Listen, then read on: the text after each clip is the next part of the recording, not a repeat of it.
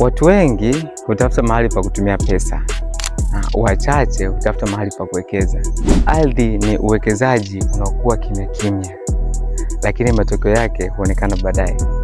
Kama una milioni 7, milioni 8, milioni 9 na kuendelea, hapa ni mahali sahihi kabisa pa kuwekeza. Niko Mbutu, ni kilomita 2 kutoka Lami, kutoka Dege pale basi stop.